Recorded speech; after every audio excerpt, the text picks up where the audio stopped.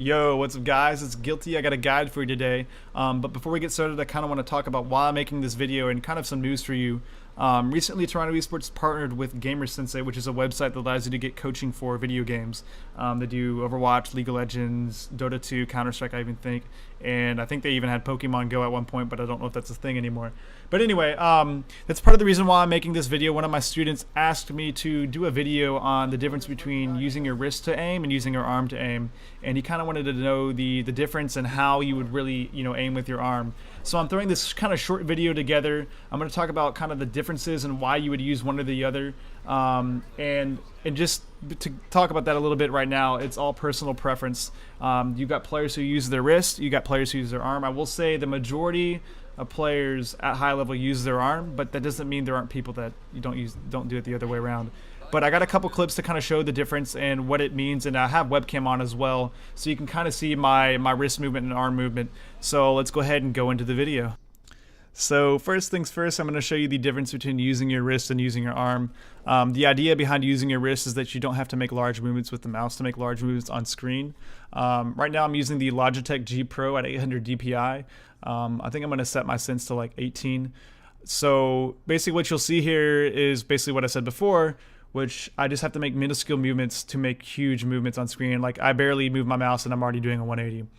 So now I'm going to set my sense back to 4 here, and you'll see the same movement barely does anything. So my mouse pad is, I think, like 18 inches long. So right here you'll see the same movement barely does anything. And then for a 360, like this is my whole mouse pad, at least my usable mouse pad area. And that's a 360 for me. So right here is probably a scenario where you want to use your whole arm or someone's far to your right. And these are scenarios probably where you'd use your wrist a little bit. So as far as why you'd use one over the other, a lot of it can come down to comfortability. Some people are more used to using their wrist and some people are more used to using their arm.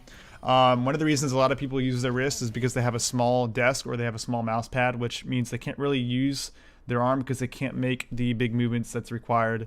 So one of the cons is if you have a small desk or a small mouse pad, you really can't use your arm. You need a larger mouse pad and desk to do that. But you can buy like an 18-inch mouse pad is enough. There's a couple online you can get. SteelSeries has a lot of mouse pads, so does Zowie. Just about every company nowadays that has anything to do with gaming has a mouse pad.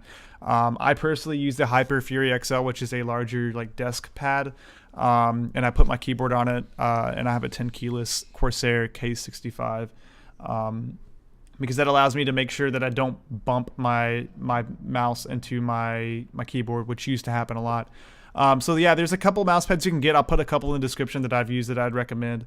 And as far as using mouses, if you don't have a gaming mouse, I'd highly recommend you pick one up because that's going to help a lot too as well. But I hope you guys enjoyed the video, and hopefully this will be more of a common thing for me to do guide videos. And if you enjoyed it, please leave a like or comment, and I'll talk to you guys later. Peace.